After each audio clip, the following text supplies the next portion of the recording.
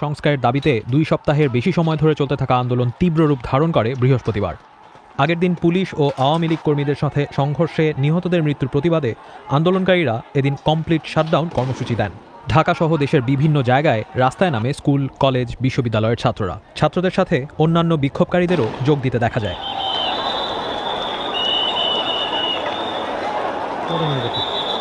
বৃহস্পতিবার সারাদিনই দেশের বিভিন্ন জায়গায় বিক্ষোভকারীদের সাথে পুলিশ ও আওয়ামী লীগ কর্মীদের দফায় দফায় সংঘর্ষ চলে। ঢাকার ভেতরে উত্তরা, রামপুরা, যাত্রাবাড়ি, মোহাম্মদপুর এলাকায় ব্যাপক সংঘর্ষ চলে প্রায় সারাদিনই। সংঘর্ষে শুধুমাত্র উত্তরাতেই অন্তত 8 জন মারা যান। দুপুরে এক পর্যায়ে বিক্ষোভকারীরা বাংলাদেশ টেলিভিশন ভবনের একাংশে আগুন জ্বালিয়ে দেয়। বন্ধ হয়ে যায় বিটিভির সম্প্রচার। বৃহস্পতিবার বিকেলে কোটা সংস্কার বিষয়ক আদালতের রায়ের তারিখ এগিয়ে আনার কথা জানান আইনমন্ত্রী। আন্দোলন থামাতে ছাত্রদের অনুরোধ জানান। বাংলাদেশের অ্যাটর্নি জেনারেলকে নির্দেশ দিয়েছি যে আগামী রবিবার তিনি বাংলাদেশের সর্বোচ্চ আদালতে আপিল বিভাগে আবেদন করবেন যাতে মামলাটা শুনানির তারিখ তারা এগিয়ে আনেন।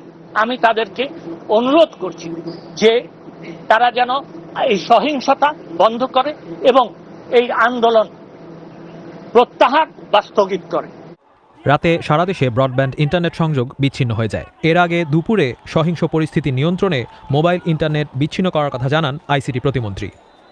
বৃহস্পতিবার সারাদিন চলা সংঘর্ষে সারা দেশে মারা যান অন্তত 26 জন, আহত হন 1,500-এর বেশি। ঢাকার বাইরে চট্টগ্রাম, রংপুর, নরসিংদী, নারায়ণগঞ্জ, মাদারীপুর সহ আরও বেশ কিছু জায়গায় ব্যাপক সংঘর্ষ হয়।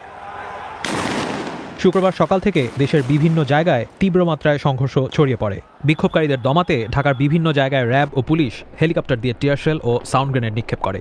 অগ্নিসংযোগ করা হয় বেশ কয়েকটি সরকারি ভবনে। অনেক জায়গাতেই টিয়ারশেল, রাবার বুলেটের পাশাপাশি শটগানের গুলি ব্যবহার করে আইনশৃঙ্খলা রক্ষাকারী বাহিনী। গুলি শেষ হয়ে যেতে থাকলে বারবার গুলি আনতেও দেখা যায়। সংঘর্ষ চলাকালে নরসিংদীর একটি জেল থেকে পালিয়ে যায় 800-র বেশি কয়েদি। শুক্রবার সন্ধ্যায় ঢাকা সহ দেশের বিভিন্ন জায়গায় বিক্ষোভ অব্যাহত থাকে। সেদিন মধ্যরাতে কোটা সংস্কার আন্দোলনের সমন্বয়কদের কয়েকজনের সাথে সরকারের প্রতিনিধি দলের বৈঠক হয়। তারা 8 দফা দাবি জানালেও সমন্বয়কদের আরেকটি দল বিবৃতি দেয় যে এই বৈঠকের বিষয়ে তাদের কিছু জানানো হয়নি। আইনশৃঙ্খলা পরিস্থিতির অবনতি হতে থাকলে শুক্রবার রাতে সারা দেশে জারি করা হয় কারফিউ।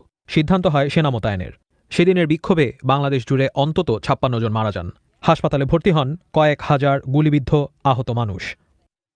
শনিবার কারফিউর প্রথম দিনে সংঘর্ষের তীব্রতা কমলেও বিভিন্ন জায়গায় বিচ্ছিন্নভাবে বিক্ষোভ চলতে থাকে। ঢাকার বিভিন্ন পয়েন্টে ও গুরুত্বপূর্ণ স্থাপনাগুলোকে ঘিরে ছিল সেনাবাহিনীর উপস্থিতি। কারফিউ থাকা সত্ত্বেও শনিবার দেশের বিভিন্ন জায়গায় হওয়া সহিংসতায় মারা যায় অন্তত 26 জন। তারা কয়েকজন সাথে আসে। এরই মধ্যে শনিবার আন্দোলনের অন্যতম সমন্বয়ক নাহিদ ইসলাম আটক হন। কয়েকজন মিলে জোর করে নিচে নামিয়ে নিয়ে যায় আর কি। সিভিল ড্রেসের ছিল তারা। একটা পর্যায়ে হচ্ছে তারা আমাকে physically and mentally torture assault করা শুরু করে এবং লোহার হয়তো কিছু একটা দিয়ে মারধর শুরু করে দাঁড় করিয়ে।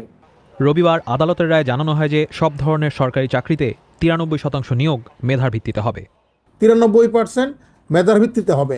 মুক্তিযোদ্ধার সন্তান বা নাতিদের বা নাতনিদের মধ্য থেকে 5% নেওয়া হবে। যারা ক্ষুদ্র জাতি নৃগোষ্ঠী তাদের মধ্য থেকে 1% নেওয়া হবে। আর 1% 2 ভাগ করা হবে। একটা হচ্ছে যে আমাদের যে প্রতিবন্ধী ওদের এবং তৃতীয় লিঙ্গ দুজনের মাঝখান থেকে 1% নেওয়া হবে। সরকারি, আধা সরকারি, স্বায়ত্তশাসিত সবগুলো চাকরির ক্ষেত্রে এটা প্রযোজ্য হবে।